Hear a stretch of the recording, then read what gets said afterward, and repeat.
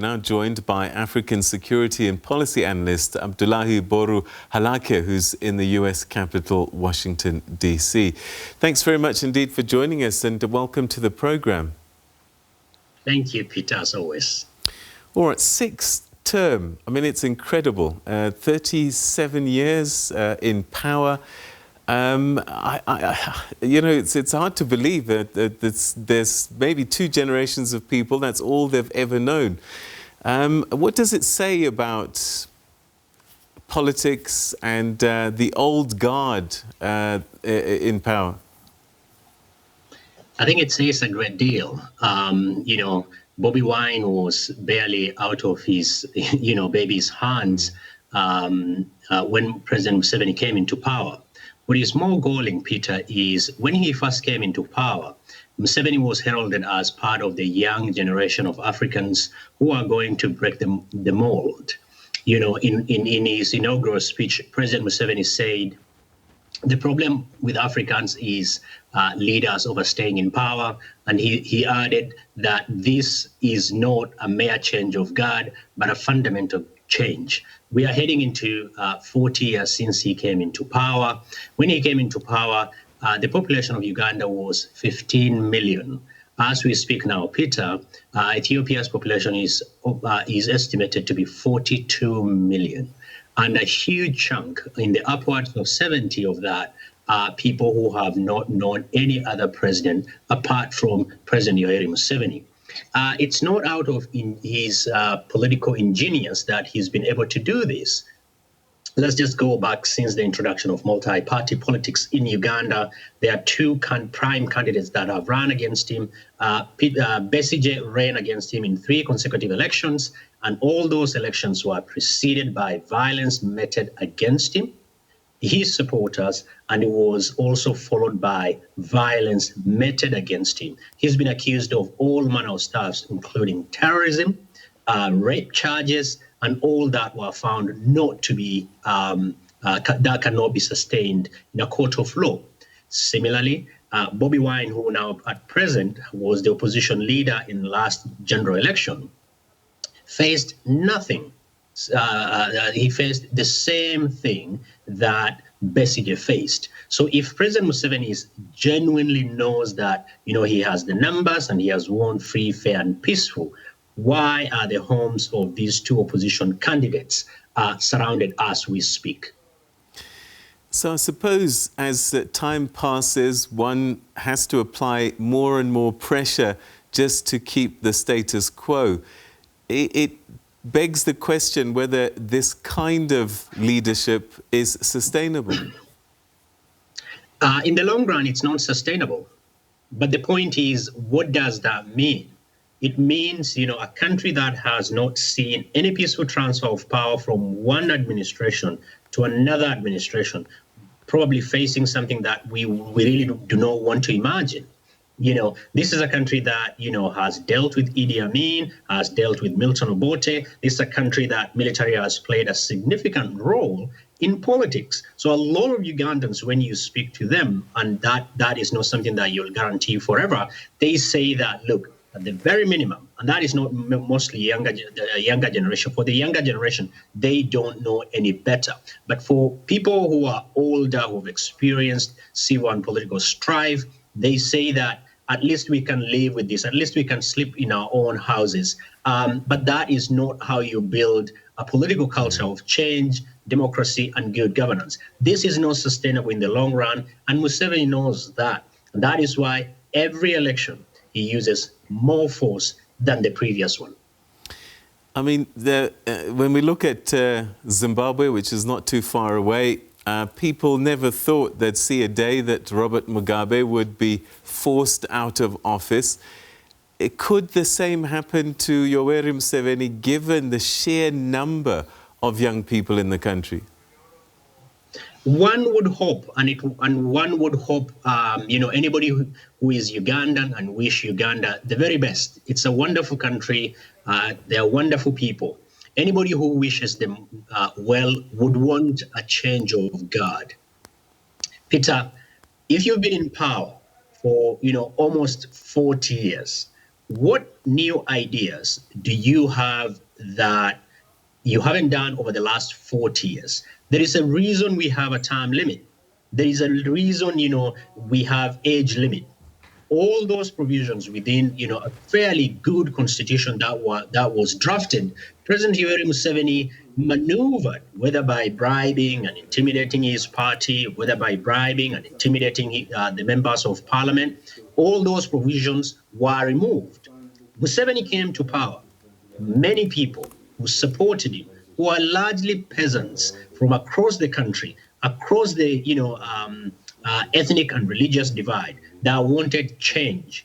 What has Museveni provided? Museveni has provided the same thing, because he knows he came, ultimately to power through the use of the military, and there is no way he's going to walk away that easily. That is seen in his demeanor. He says, particularly now, the oil that has been discovered in the Rwenzori zone, he says that, who do you want me to leave this country to?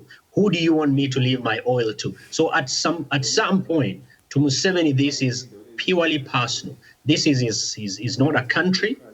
This is Museveni's farm.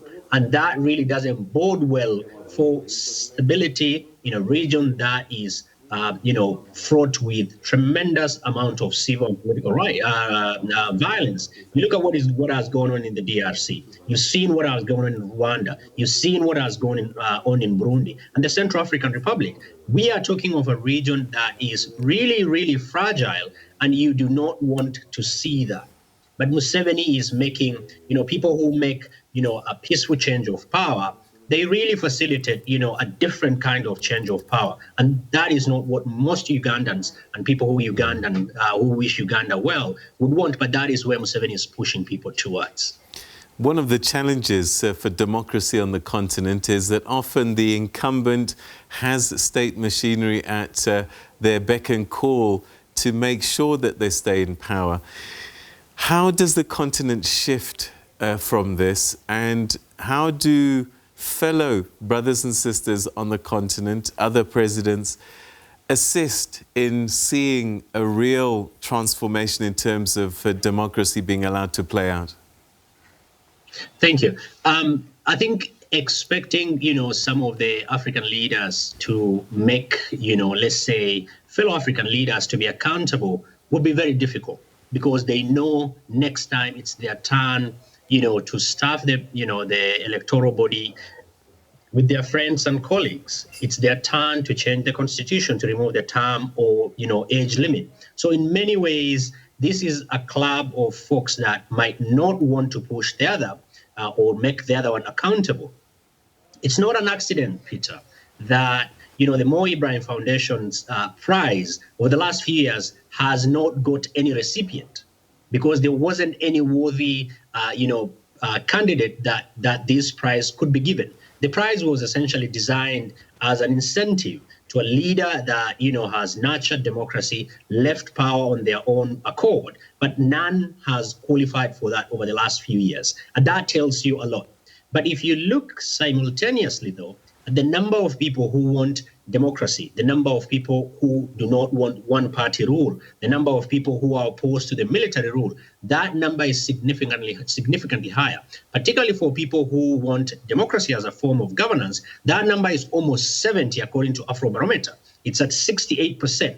That tells you that the aspirations of the African people and the aspirations of the African leaders are diametrically opposed. Then how can we square, this hole, this round hole? I think the reality is state institutions, at least, domestically, be it the parliament, be it the electoral commission, be it the judiciary, be it the police, all these institutions need to be freed from the executive's influence, because these are critical state institutions that can allow for free, fair, and peaceful election. The others are, private sector. They need to play a key role, because civil strife doesn't, do well, doesn't do their bottom line any good. And then you have the media and civil society organizations. And this process, I'm afraid to say, Peter, has to be organic, and it has to be done domestic. other actors, be it, multilateral African institution, bilateral African institution, other actors like, international organizations here, UN and other, other countries can only help so far. We've seen this process of, democracy being promoted by others. And African leaders have been very good since the introduction of multi-party politics in the early 90s. What we have right now in most of the African countries are rituals of elections that do not amount to anything. It is largely a process that is very carefully choreographed that doesn't yield much. So I think there is a need for these institutions being strengthened. But would these people who control these organizations, these institutions, either through appointment, because of the way the laws are set up, or through the power of the purse, their budget are largely being determined by a parliament or even an executive in certain cases that will not want these institutions to be free and fair. So I think we are at a crossroad as Africans to really decide. Africans know what they want. An average African, whether he is in Bamako, whether he is in Dakar, whether he is in Pretoria, whether he is in Nairobi, or in the streets of Kampala tonight, they know what they want. They have tested that democracy can actually, lead to better lifestyle for them. African leaders, I don't think they are yet there. All right, so we're running out of time, but I do want us to touch on a fascinating story. And you're talking about democracy.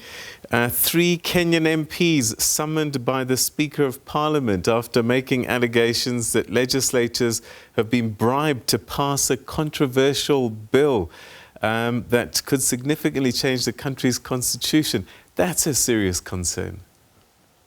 It is a serious concern. This bill was a function of the current President Uhuru Kenyatta, and his former opposition leader, Raila Amolo Odinga, coming together March 2018 to say that, we've polarized the country, we've run against each other 2 times, our parents ran against each other, in the early years of independence. Can we create, what we call in Kenyan parlance, they shook hands. And after that, they created a Building Bridges initiative. That is, in theory, rhetorically, that is what this process is all about. As a product of the BBI, that's Building Bridges initiative, they suggested significant changes to the constitution. Ask an average Kenyan, they say the 2010 constitution is a fairly robust piece of legislation. They do not want it to be tampered with. But President Uhuru Kenyatta is not going to run for office, at least constitutionally, unless some of these provisions are passed. And so, therefore, he's trying to engineer, a political transition, and that is going to create problems as we go into next election, March 2022. However, the custodians of this are the members of parliament. If members of parliament are now being bribed, and it's not the first time we've had this. Parliamentary reports through the parliamentary select committees have been doctored. We've had in the past where members of parliament were being bribed in the bathroom. Wow. To pass certain legislations. So it just shows you that we have a lot to do in order for us to, sustain the fledgling democracy across the continent.